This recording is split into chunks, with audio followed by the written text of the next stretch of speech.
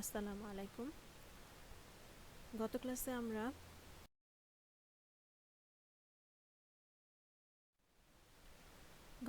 আমরা একটা স্টেপে পড়েছিলাম জিন ক্লোনিংয়ে, যে আমাদের লিঙ্কার, অ্যাডাপ্টার এবং হোমোপলিমার টাইলিংস ব্যবহার করতে হয়। তো আজকে আমরা আসলে লিঙ্কার্স, অ্যাডাপ্টার, হোমোপলিমার টাইলিংস এগুলো বলতে আমরা আসলে কী বুঝি। তো তোমরা জানো যে যখন একই রেস্ট্রিকশন এন্ডোনিউক্লিয়াস এনজাইম আমরা অথবা বলতে পারো স্টিকি এন্ড সৃষ্টিকারী এনজাইম আমরা যখন ভেক্টর ডিএনএ এবং আমাদের জিন অফ ইন্টারেস্টকে কর্তন করার জন্য আমরা ব্যবহার করি, তখন কি হয়, লাইগেজ এনজাইম এদের মধ্যে একটা গ্যাপ বা একটা নিক সৃষ্টি হয়, একটা গ্যাপের সৃষ্টি হয় মোট কথা। তো লাইগেজ এনজাইম কি করে, এই গ্যাপটাকে জোড়া দিয়ে রিকম্বিনেন্ট ভেক্টর তৈরি করে। আবার যখন ব্লান্ট এন্ড সৃষ্টিকারী এনজাইম ব্যবহৃত হয়, তখন যেটা হয় যে ব্লান্ট এন্ডকে আঠালো প্রান্ত থাকে না, যার ফলে তারা রিকয়েলিং যে করবে, আবার কয়েলিং হবে, সেটা বেশ কঠিন হয়ে যায়। তো উভয় ক্ষেত্রে যখন আমরা স্টিকি এন্ড এবং ব্লান্ট এন্ড ব্যবহার করছি, তখন এই ভেক্টর আর জিনের রিকম্বিনেশনের তুলনায়, মানে আমরা যে রিকম্বিনেন্ট ডিএনএ পেতে চাই, তার তুলনায় ভেক্টরের সেলফ কয়েলিং খুবই উচ্চ হারে বেড়ে যায়। আমাদের দরকার হচ্ছে রিকম্বিনেন্ট ডিএনএ, কিন্তু সেটা না হয়ে কি হচ্ছে, যে ভেক্টরটাই সেলফ রেপ্লিকেশন করে ফেলছে, যেটা আমাদের দরকার নেই। তো এই অবস্থা থেকে পরিত্রাণ পাওয়ার জন্যই মূলত লিঙ্কার, অ্যাডাপ্টার এবং হোমোপলিমার টাইলিংস ব্যবহার করতে হয়। তো আসো আমরা এই ফিগারটার মধ্যে দেখি যে এখানে কি হচ্ছে। এটা হচ্ছে একটা ব্লান্ট এন্ড যুক্ত ডিএনএ, এটাও একটা ব্লান্ট এন্ড যুক্ত ডিএনএ। দুইটার ক্ষেত্রে কি হয়েছে, কোনো স্টিকি মানে আঠালো প্রান্ত নেই, যার ফলে এরা জোড়া লাগছে, তাই না? আবার এখানে দেখো দুইটা স্টিকি এন্ড যুক্ত ডিএনএ, এবং এরা যখন জোড়া লাগছে তখন কি হচ্ছে, যে এখানে একটা গ্যাপ সৃষ্টি হয়েছে, যে জোড়া লেগেছে, বাট এই যে এই দুটার মধ্যে যে একটা বন্ডিং হবে সেটা কিন্তু নাই। হ্যাঁ, তার মানে একটা গ্যাপ বা নিক আমরা যেটাকে বলছি, সেটা সৃষ্টি হচ্ছে। তো এখানে কি করে, ডিএনএ লাইগেজ এনজাইমটা কি করে, তারা এই নিকটাকে বা গ্যাপটাকে জোড়া লাগিয়ে দেয় বা সিল করে দেয়। ঠিক আছে, এবং এই কাজটা আমরা করি লিঙ্কার, অ্যাডাপ্টার অথবা হোমোপলিমার টাইলিংসের মাধ্যমে। লিঙ্কার মলিকুলগুলো সাধারণত জিন অফ ইন্টারেস্টের ব্লান্ট এন্ড জোড়া লাগাতে ব্যবহৃত হয়। লিঙ্কার এই একটা ফরেন ডিএনএর ব্লান্ট এন্ডের সাথে এসে লিঙ্কার মলিকুলগুলো যুক্ত হয়, এবং এরপরে রেস্ট্রিকশন এন্ডোনিউক্লিয়াস এনজাইম দিয়ে এরা হচ্ছে স্টিকি এন্ডের সৃষ্টি করে। তো লিঙ্কার মলিকুলগুলো সাধারণত কি করতে পারে, সেলফ কমপ্লিমেন্টারি ডিক্যামেরিক অলিগোনিউক্লিওটাইডস সংশ্লেষণ করে। ডিক্যামেরিক অলিগোনিউক্লিওটাইডস আসলে কি, এটা হচ্ছে একটা স্মল ডিএনএ অথবা আরএনএর সিকোয়েন্স বা নিউক্লিওটাইড, যেখানে ডিক্যামেরিক কথাটা অর্থ হচ্ছে যে 10টা নিউক্লিওটাইড যুক্ত একটা অলিগো নিউক্লিওটাইডস। হ্যাঁ, এবং এতে কি হয়, এক বা একের অধিক রেস্ট্রিকশন এন্ডোনিউক্লিয়াস এনজাইম থাকে, এনজাইম না, সাইট থাকে, যারা স্টিকি এন্ড তৈরি করতে পারে। কেমন? আর লিঙ্কারগুলো কি করতে পারে, যে ফরেন ডিএনএ অণুর উভয় প্রান্তে জোড়া লাগে, এবং এরপর এদেরকে কি করা হয়, যে রেস্ট্রিকশন এন্ডোনিউক্লিয়াস এনজাইম দিয়ে যদি ট্রিট করা হয় বা কর্তন করা হয়, তখন স্টিকি এন্ডের সৃষ্টি হয়।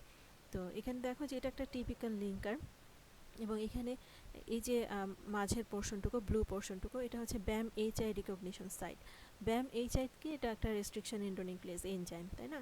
তো এখন কি হয়, যখন আমরা লিঙ্কার ব্যবহার করি, তখন কি হয়, যে আমাদের যে জিন অফ ইন্টারেস্ট এর বা অথবা আমাদের যে ভেক্টর ডিএনএ এর দুই পাশে কি হয়, লিঙ্কারগুলো যুক্ত হয়। লিঙ্কারও কিন্তু ব্লান্ট এন্ড যুক্ত, হ্যাঁ, এরও কিন্তু স্টিকি এন্ড নাই। এরপরে আমরা কি করছি, লাইগেজ হচ্ছে, তাই না? এটা হচ্ছে একটা ডিএনএ এবং এখানে লিঙ্কার যুক্ত হচ্ছে, তার মানে লাইগেশন হচ্ছে। লাইগেশন হওয়ার পরে এটা একটা এখন লাইগেজ হয়ে গেল। তো এরপরে যেটা করা হয়, ব্যাম এইচআই বা রেস্ট্রিকশন এন্ডোনিউক্লিয়াস এনজাইম ব্যবহার করা হয়।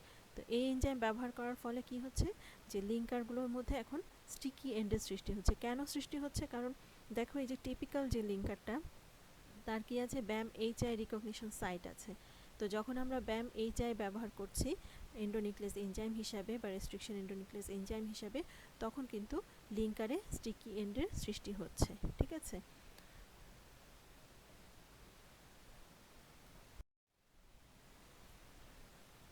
তো লিঙ্কারের ক্ষেত্রে একটা অসুবিধা আমরা ফেস করি, সেই অসুবিধাটা কি, যখন আমরা ব্যাম এইচআই বা রেস্ট্রিকশন এন্ডোনিউক্লিয়াস এনজাইম ব্যবহার করছি, সেটা ব্যাম এইচআই হতে পারে বা অন্য কোনো একটা হতে পারে, সে কি করে অনেক সময় দেখা যায় যে ফরেন ডিএনএতেও যে রিকগনিশন সাইট যদি থেকে থাকে সেই রেস্ট্রিকশন এন্ডোনিউক্লিয়াস এনজাইমের, তাহলে কিন্তু এটা ফরেন ডিএনএটাকেও বা ভেক্টর ডিএনএটাকেও ক্লিভ করে ফেলে বা কর্তন করে ফেলে, তাই না? আমরা জানি রেস্ট্রিকশন এন্ডোনিউক্লিয়াস এনজাইম কী করে, কোনো তার অনুরূপ অংশ যদি থেকে থাকে তাহলে কিন্তু সে সেখানে গিয়ে তাকে কেটে দেয়, সেই জায়গাটাকে ক্লিভ করে দেয়। তো এই একটা অসুবিধা ফেস করা যায়, সেটা হচ্ছে আমরা ফেস করি কিসের ক্ষেত্রে, যখন আমরা লিঙ্কার ব্যবহার করি। কোন সময়, যখন আমরা আবার রেস্ট্রিকশন এন্ডোনিউক্লিয়াস এনজাইম দিয়ে ট্রিট করার কারণ হচ্ছে আমরা কি করতে চাই যে আমাদের লিঙ্কারে স্টিকি এন্ড সৃষ্টি করতে চাই, যে কারণে আমরা রেস্ট্রিকশন এন্ডোনিউক্লিয়াস এনজাইম ব্যবহার করি। কিন্তু তারা কি করে, অনেক সময় আমাদের যে ডিজায়ার ডিএনএ অথবা ভেক্টর ডিএনএ যেটা থাকে সেটাকে কর্তন করে ফেলে। তো এটা একটা অসুবিধা। এই অসুবিধা থেকে আমরা যদি পরিত্রাণ পেতে চাই, তাহলে আমাদের কিন্তু আবার অ্যাডাপ্টারে চলে যেতে হয়।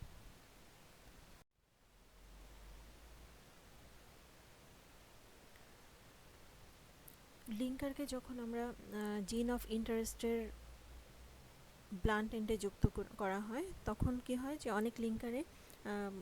অনেকগুলো লিঙ্কার এন্ডে যুক্ত হওয়ার একটা সম্ভাবনা থেকে যায়। তো এই অসুবিধা থেকে আমরা যদি মুক্তি পেতে চাই, তাহলে আমরা কি করি, এই ক্ষেত্রে আমরা অ্যাডাপ্টার ব্যবহার করি। কারণ কি হয় যে যদি অনেক লিঙ্কার যুক্ত হয়ে যায়, তাহলে কিন্তু সেই ডিএনএটা অনেক বড় হয়ে যায়, যতটুকু আমাদের দরকার তার চেয়ে অনেক বেশি বড় হয়ে যায়, এবং অনেক লিঙ্কারের অপচয় হয়। হ্যাঁ, সেই জন্য আমরা তখন অ্যাডাপ্টার সেই ক্ষেত্রে ব্যবহার করা আর একটু সুবিধাজনক, এখান থেকে যদি আমরা আরেকটু ভালো পেতে চাই। তো এখানে কি হয়, অ্যাডাপ্টারটা কি, অ্যাডাপ্টার হচ্ছে একটা সিনথেটিক ডাবল স্ট্র্যান্ডেড অলিগোনিউক্লিওটাইড, যাতে একটা ব্লান্ট এন্ড থাকে এবং একটা স্টিকি এন্ড থাকে। এখানে দেখো, এটা একটা টিপিক্যাল অ্যাডাপ্টার, এটা হচ্ছে স্টিকি এন্ড, এই পাশটা স্টিকি এন্ড এবং এটা হচ্ছে ব্লান্ট এন্ড। তো স্টিকি এন্ডে কী করতে পারে, সে আরেকটা যে কোনো একটা ফরেন ডিএনএ বা ভেক্টর ডিএনএকে সে এখানে জোড়া লাগাতে পারে। তো এখানে একটা অসুবিধা আছে, সেটা কি, যে অ্যাডাপ্টার কী করতে পারে, তাদের আবার নিজেদের মধ্যে লাইগেশন করতে পারে। এখানে দেখো, এই ফিগারটাতে সেটাই দেখানো হচ্ছে যে তারা সেলফ লাইগেশন করছে। হ্যাঁ, এই সিকোয়েন্সের সাথে এই যে স্টিকি এন্ডের প্রান্তে আরেকটা অ্যাডাপ্টার এসে যুক্ত হয়ে যাচ্ছে, তাহলে এটাকে কী বলা হচ্ছে, যে সেলফ লাইগেশন হচ্ছে। আবার যার ফলে কি হয়, যখন আমরা এই অ্যাডাপ্টারকে ডিএনএ মলিকুলে এসে অ্যাডাপ্টার যুক্ত হওয়ার পর তারা আবার আরেকটা অ্যাডাপ্টারের সাথে কী করতে পারে, লাইগেশন করে ফেলতে পারে, যার ফলে আসলে সেই ডিএনএটা যে ব্লান্ট এন্ড ছিল, এটা কিন্তু ব্লান্ট এন্ডই রয়ে যায়। এটা একটা অসুবিধা, অ্যাডাপ্টার যখন আমরা ইউজ করি এই অসুবিধাটা আমাদের পড়তে হয়। অর্থাৎ এখনও আমাদেরকে কি করতে হবে, রেস্ট্রিকশন একটা নিউক্লিয়াস স্টেপ আমাদের যেটা দরকার, সেটা আবারও এখানে দরকার হয়ে যায়। হ্যাঁ, তার মানে এটা একটু লং প্রসেস হয়ে যায়।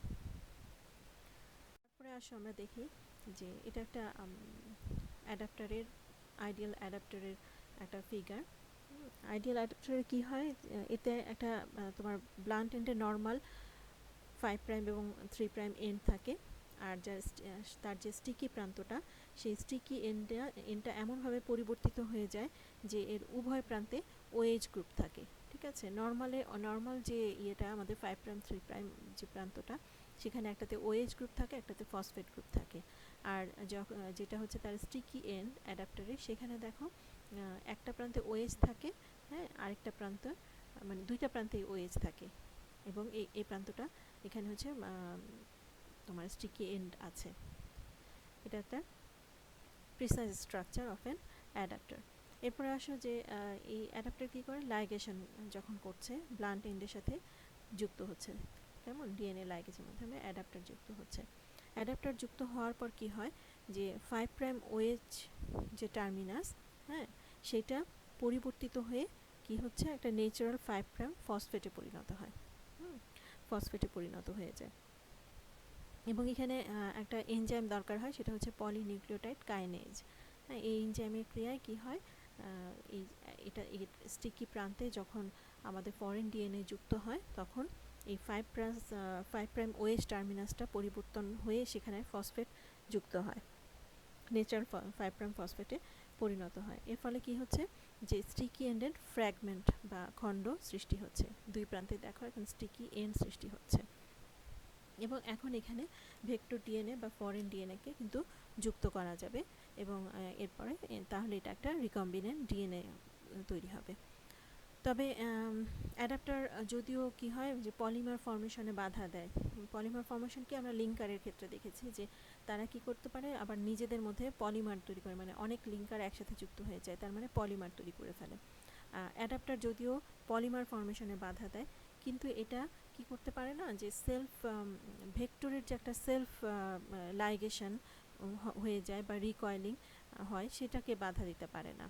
এটা একটা সমস্যা, মানে যখন রিকম্বিনেশন হয় ওই সময় ভেক্টর তার মধ্যে সেলফ রিকয়েলিং করে ফেলে।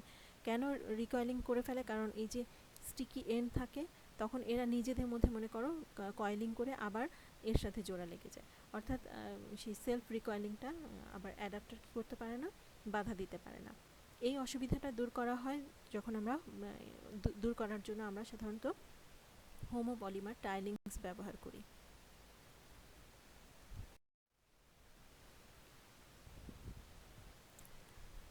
হোমোপলিমার টাইলিংস এটা একটা সাধারণ পলিমার যার সবগুলো সাব ইউনিট একই রকম থাকে।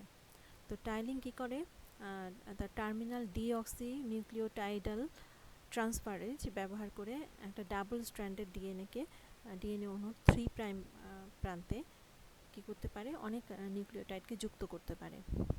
যদি শুধুমাত্র একটা নিউক্লিওটাইড যুক্ত করে তখন সেটাকে বলে হোমোপলিমার টাইল। এখানে ফিগারটাতে দেখো এটা একটা ব্লান্ট এন্ডেড মলিকিউল, 5' থেকে 3' প্রান্ত, 3' থেকে 5' প্রান্ত। এখানে কি একটা স্ট্র্যান্ড আর একটা স্ট্র্যান্ডের কমপ্লিমেন্টারি বা পরিপূরক।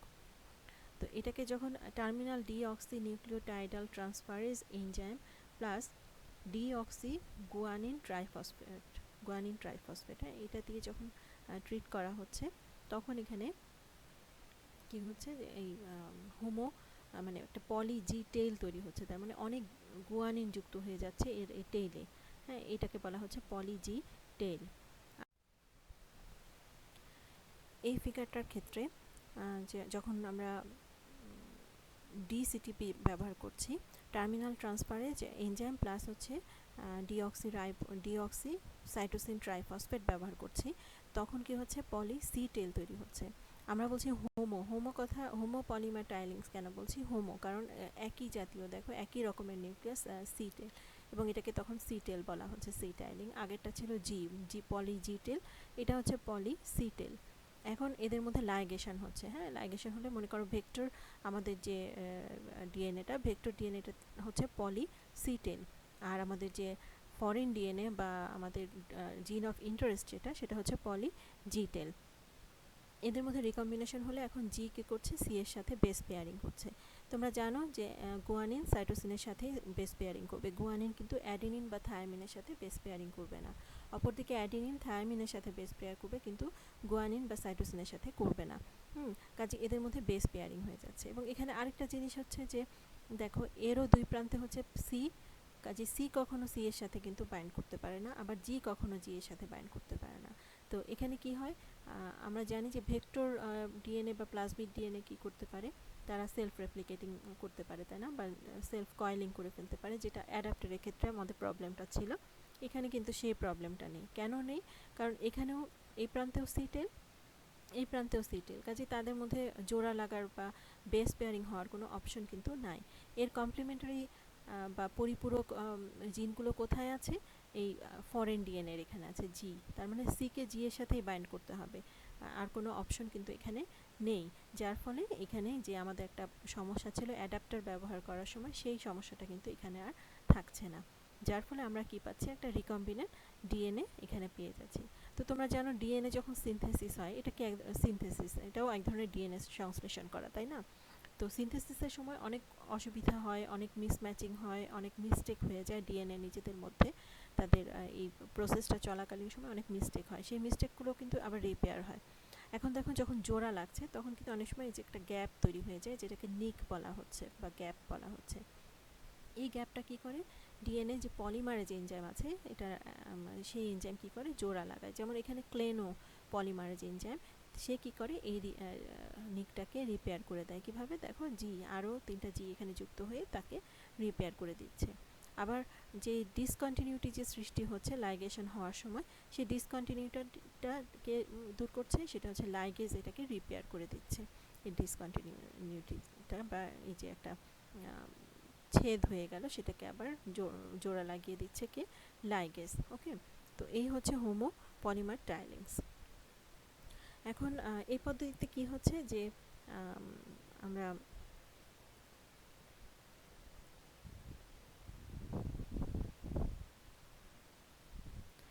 তো এই যে আমাদের আরডিএনএটা তৈরি হয়ে গেল, এখানে কি হচ্ছে আমরা নতুন এই আরডিএনএটাকে আমরা কি করতে পারি, তার যে ব্যাকটেরিয়া বা পোষক দেহ আছে বা পোষক আছে তার মধ্যে আমরা প্রবেশ করিয়ে এখন এটা রিকম্বিনেন্ট ডিএনএটাকে আমরা মাল্টিপ্লাই করি বা বহু সংখ্যক করি, এবং এটাই হচ্ছে কি মানে ডিএনএ ক্লোনিং। ঠিক আছে, তো এই ছিল আমাদের আজকের আলোচনা।